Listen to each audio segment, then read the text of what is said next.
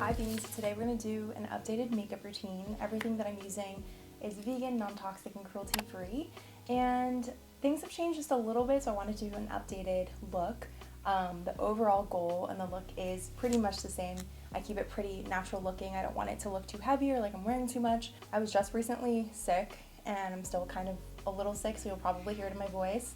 But also my skin is like a little bit paler than usual, so hopefully everything matches my skin tone. I will link all the products that I use down below. Let's do some makeup. I like to start with clips in my hair just because I have a lot of baby hairs and sometimes I end up putting makeup on top of them. Also, I'm a little paler than usual because I'm getting over being sick. My favorite place to do makeup is like sitting on the floor in front of a mirror, and I love doing it near an open window so you can see what it really looks like in the sun. The first thing I do is I usually curl my lashes, and nothing's really changed since the last video that I've shared, but I like to crimp at the bottom like you normally would. So the base is, I feel like, where they usually tell you to curl your lashes, and then I'll start to slowly travel upwards. So hopefully you guys can see. Basically I go like this, and then I start to crimp and turn upwards. So instead of making one, so you end up with an angle, you end up with a smooth curl all the way up. That's that. To prime the face, the first thing I usually do is a little bit of gua sha, and I really like doing this because I think it helps to wake the skin up, get the blood flowing. And then I always wear SPF. I really like the Supergoop Glow Screen. It's got an SPF of 40, and I also think this is a great primer and just a nice tint. It has a tiny bit of color in it and a little bit of shimmer, and I really like it because on days where I don't wear makeup, I'll just wear a little bit of this and that's it. If I do use a primer, I'll really only do this if I have like a shoot on set for more than 3 or 4 hours, or I really want things to stay, like it's a super sweaty day, and then I'll use the Milk Hydro Grip Primer. I use the same brush for everything, which probably isn't the best, but this is the number 3 brush from Rose Inc. And I just like putting it on with the brush instead of my fingers because I feel like it spreads it a little bit more evenly. Sometimes I'll put on this Saie primer also. It's like a glowy gel. This is the shade Star Glow.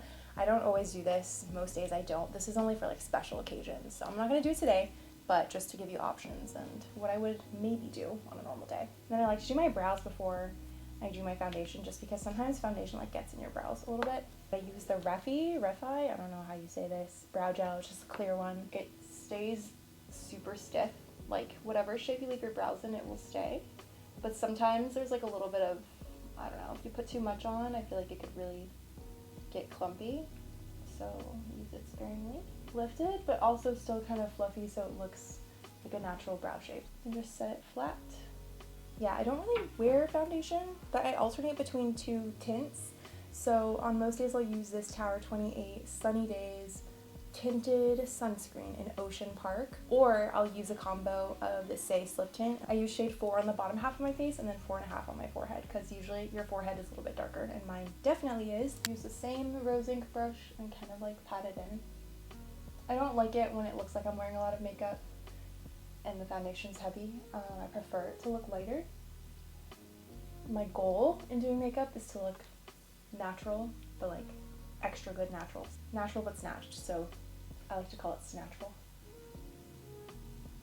So on top of that, I add a little bit of concealer anywhere else that I feel like needs coverage, and I use HB3. This is a Saie concealer. I usually put this like around my nose, especially because I've been sick and like blowing my nose a lot, in my chin, and then same brush. Then I use this bronzer stick in the color Super Yummy Natural. I like to go a little higher than my actual cheekbone, or like right on it, because you always end up blending anyway, so you'll end up dragging it down just a little.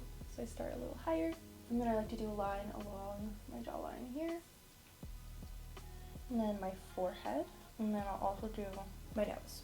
So it looks like this. Same brush.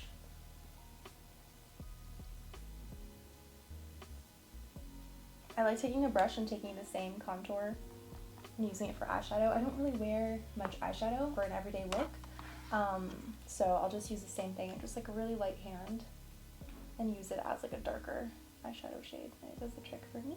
Next I'm going to add a blush. This is the Saie Dew Blush in the shade Chili. This stuff is super pigmented, so I feel like I have to be really careful, and I put it above where I put the contour, and I like for it to come like up this way. And then I'll use the same brush that we've been using. I just like doing this because it makes it easier to blend, because whatever color you had on previously, like the bronzer, will blend really nicely with the blush. Now I'm just going to powder everything. I use the Saie translucent air set powder and the fluffy brush. I like to put on lip balm before I start doing my brow stuff, so it has a little bit of time to like hydrate anything that's crusty. Just a tiny bit. This is actually a lip treatment for like overnight, but I just use it as a lip balm and super hydrating. After the brow gel is totally dry, I use this Kosas Brow Pal pencil. I don't really add very much because I recently got very light nano blading done on my brows, but I'll just fill in any places where I feel like I could use a little bit more. And then use this end of the brush to like blend it together if I feel like it looks a little funky. Eyeliner, I haven't really found one that is clean, vegan, and waterproof. So the one that I use is just vegan and waterproof for the time being. If you guys know of a good liquid eyeliner though, when this one runs out, I would like to find one. The one I use right now is the KVD Vegan Beauty one. I mean, it's great for what it is. So for this, I got a lot of questions. Let me come a little closer. All I do is focus on the outer corner because I have smaller eyes. So I really only just elongate it, almost like it's like an eyelash. And then I'll sometimes go back and connect it and make the end tail a little bit thicker, but that's really all I do. I feel like when I put a thick line from the beginning to the end, it actually makes my eye look a little bit smaller or heavier. For mascara, I started using this Tower 28 mascara. I really like it. It's the Make Waves mascara, and it's vegan and clean and waterproof. I put very little. I find that if I put too much, it weighs my lashes down. My other trick is to use this mascara guard. I often get mascara on my actual eyelid when I'm putting it on, so I put this on in between. I need to do two hands for this. I don't know how I can show you guys. It looks something like this. Put it over your lashes and get in there. The last thing I do is I use the Rose Ink lip crayon. This is the color Abstraction. I don't like a lot on my lips because I think it looks weird on me, so I just put it on like one of my lips, like my upper lip, and then blend it. And this color, I feel like looks like my actual lip color. So it doesn't look like it would make too much of a difference, but it just helps your lips look a little bit more defined. I hope you guys enjoyed. I know it's very simple, but this is kind of my go-to for days where I want to look put together, like I'm wearing something but not too much. I can do another video if you want something that's a little bit more on camera ready or for an event, because I do go a little bit harder for things like that. I hope you guys enjoyed this video, and I'll see you in another one. Bye!